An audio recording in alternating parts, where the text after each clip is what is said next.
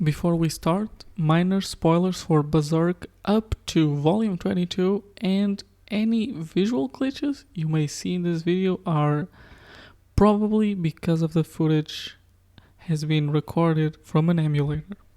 Thank you. Sword of the Berserk, Guts Rage, a game so forgotten that I, who is planning on reviewing all of the Berserk games, forgot it even existed. But why is that?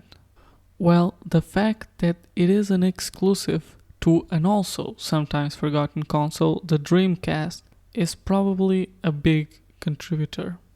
But being on the Dreamcast also means this game is quite unique and ahead of its time. For starters, this game looks really good for the time. The characters are very detailed, especially Guts, who even has a cape with physics.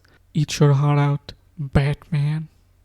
The graphics remind me a lot of the first Devil May Cry games, especially given the gothic setting. And the similarities don't end there. This game is also a hack and slash with fixed camera angles and analog controls. And the rage mode, Devil Trigger, that turns the player faster, stronger, and invulnerable, which is funny to think about given that this game came out almost 3 years before the first Devil May Cry game. Suspicious. Of course, I'm just joking. I don't think that Devil May Cry copied this game. The gameplay of Guts Rage is a bit slower and gorier. It's honestly surprising how much of this game transitioned to the PS2 one, who is, by the way, by the same developer, so it makes sense. You still dismember your enemies on kills, and there's a lot of blood gushing out all the time. And even Guts' swinging animation is something that you can tell was iterated on for the PS2 version rather than completely changed. Given that perspective, it definitely makes the PS2 game look more like a sequel to this game, which definitely makes me regret a bit that I did not play this one first. But unlike its sequel, the enemies are no pushovers. They definitely attack back. While the game is still not hard, well, let's put an asterisk on that and we'll come back to the difficulty later. Like I was saying, the enemies, they attack back, and they sometimes do it all at the same time. It can be a bit annoying as it is possible to be stun locked. But given the enemy's basic movesets, this isn't bound to happen often or in a way that would give you a game over. Now, something that is rather frustrating in the gameplay is how your sword will collide with objects in the environment, cancelling your attack and leaving you vulnerable for a second or two. Kinda like another certain game. Yes, Dark Souls, the game that famously takes a lot of inspiration from the world of Berserk, also had to go and take this horrible, annoying mechanic. Suspicious. Funny enough, when you enter Rage mode, this no longer happens. I wonder if it's purposeful or a side effect of making the character invulnerable. But this frustration is only made worse by the game's level design. Large amounts of small rooms and tight corridors. I think they wanted you to fight with your fists, which is something you can do, but I sure never got much used out of it, as getting up and close with this rather aggressive enemies is a sure way to get yourself comboed by the most basics of enemies. Thankfully, it's something that gets fixed in the sequel. Now, let me talk about the bosses. In the second game, these were by far the best part of the game. Well, here they still are.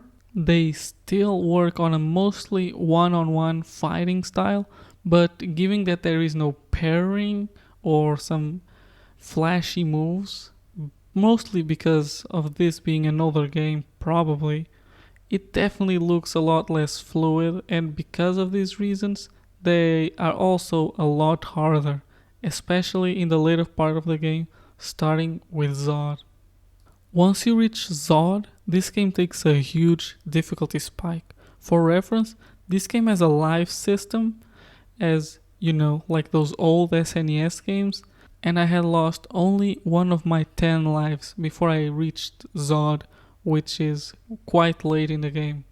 And then when I reached this boss, I lost them all. But thankfully, the lives don't really matter.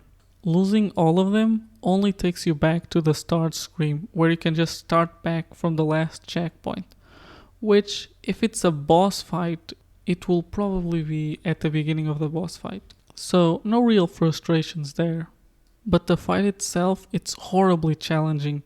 Not only is there a difficulty spike, I would argue that Zod is by far the hardest fight in the whole game.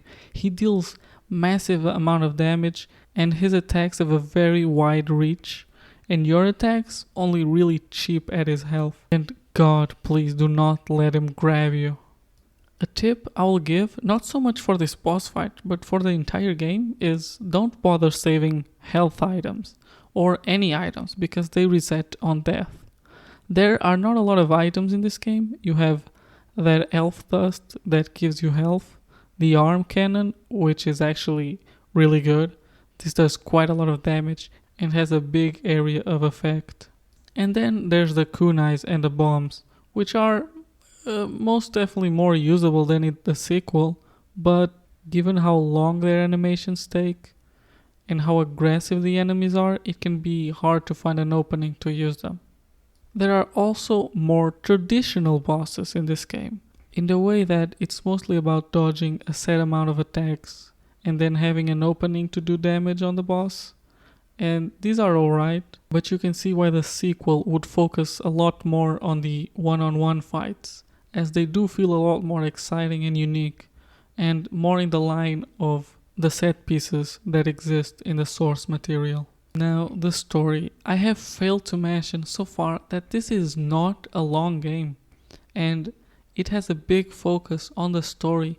A full playthrough of this game should take less than 4 hours, and in replay, you could be looking at 2.5 hours with the cutscenes, and there is a lot of cutscenes.